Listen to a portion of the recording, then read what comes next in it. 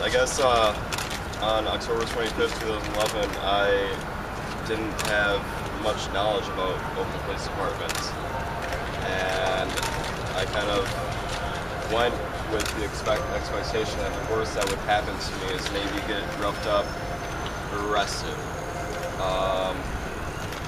And I was proven wrong very quickly. And it's been a very difficult 2.5 years for me. And everything from recovering in the hospital, relearning how to talk, to dealing with a lawsuit that's been a lot of stress. And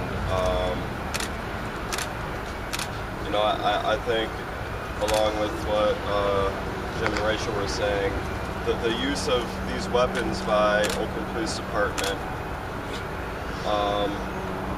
it seems like something that a child could comprehend. If a child is misusing their toys and hurting the other kids with their toys, then it could take that toy away from them. And they'll understand that.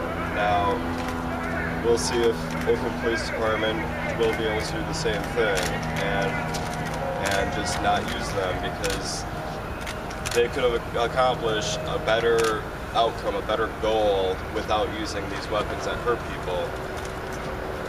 It was not long after I was shot that Occupy Oakland was back in this plaza, and that was the point of the police operation. So the police operation gained nothing, and I think that they need to rethink how they go about planning operation in the future, so that people aren't hurt or killed in these instances.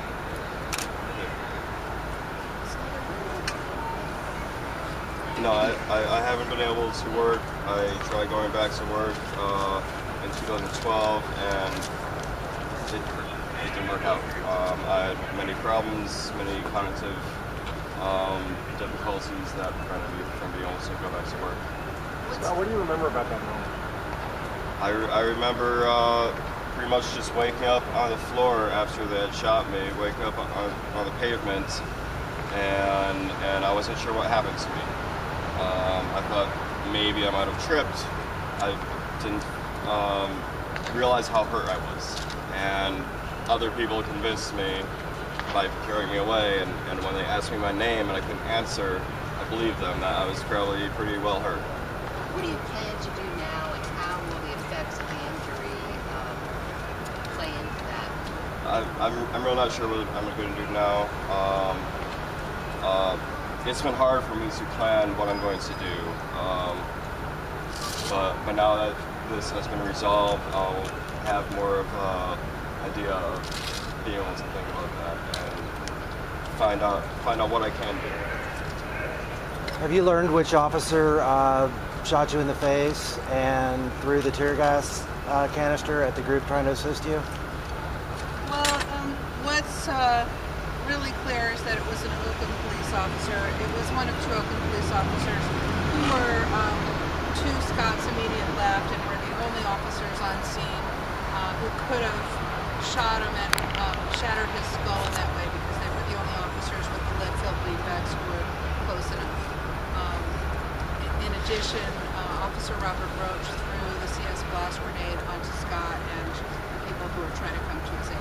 Are you aware of any discipline or criminal charges from the DA's office for any of those actions? Oh, there's no action by the DA, and the discipline is we don't get the discipline, but as far as I know, it's pending. There is discipline and it's pending. For Scott and to you folks, do you think that this settlement will lead to a change in OPD, either policy or whether they follow those policies? And if you refer back to 2003, there was a policy in place. Well, in 2013, we agreed on a settlement in 2 other cases, part of which arose from this same incident, and a bunch of other people that were also injured during the Occupy demonstrations. They reaffirmed the crowd control policy. We went through a revision process on that, and most importantly, the federal court, Judge Felton Henderson, has continuing jurisdiction to enforce that for up to 7 years from now. But like Jim said, as long as they have these weapons, they've shown that they can't really follow the policy. And we'd like to see them actually have no specialty impact munitions in their arsenal, whether they're the lead-filled beanbags or whether they adopt some other form of impact munitions, like they purchased what they call euphemistically sponge rounds. Beanbags, sponge rounds, it's all a euphemism. All of these weapons that are fired from guns can kill someone or cause permanent injuries and should not be deployed in crowds. Scott, could you talk about government infiltration of Occupy? You asked if you think that this lawsuit will change the Oakland Police Department. The answer is, I don't know. I've been with John Burris on the negotiated settlement agreement since 2003. And during that time, the city has absorbed paying millions and millions and millions of dollars and terrible publicity. And yet it goes on and on and on. More people are injured, killed. And I don't know what it takes. That's why we had to file the receiver motion. There's some recent signs that there may be changes in the Oakland Police Department, that they're finally getting around to thinking about the cost of all this, both in terms of the publicity to the city, the type of officers who want to be here, and the money they're paying out. But the jury's still out on whether it's going to look or not. Scott, can you tell us what you do every day, like when you wake up? It really changes, and I do what I can to occupy my time. I'm also often busy seeing doctors and just doing something that makes me feel like I'm not wasting my time. And it can be difficult to do since I haven't been able to work. Curious about your recovery and struggle with it. Do you feel like this is a really important stage for what you've done? I mean, I didn't win part of my brain back that's dead, but you know, it's hard, and it was a hard recovery process, and I think that this is a part of the recovery process, but you know, it's definitely not everything. Scott, you served your country in wartime in the U.S. military. How do you feel about your now? Come back after that, give you service, and this happens? Well, you know, I guess I thought that I wasn't in Iraq anymore. You know, I'd be more or less safe. I wasn't going to get shot. I wasn't going to be attacked.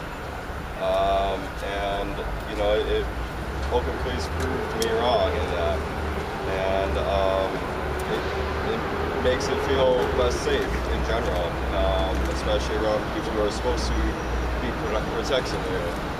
I don't feel safe at all around those. And Scott, do you have any words to now why do you also military veteran fires to tell them? Is that making it even worse that he also served military that you did now while people try to help you? I'm not sure. I mean, people have different backgrounds, and you know, we share in common that we're a veteran, but there are a lot of other factors at play, and you know, I'm not sure what he was thinking, but I'm sure we all do things that we regret. Scott, could you talk about government infiltration of Occupy? I don't really know much about that. That's not publicly known. That. Are you still with the Occupy movement? Still in contact with some of the people who were from Occupy Oakland. Thank you. Thank you. Thank you.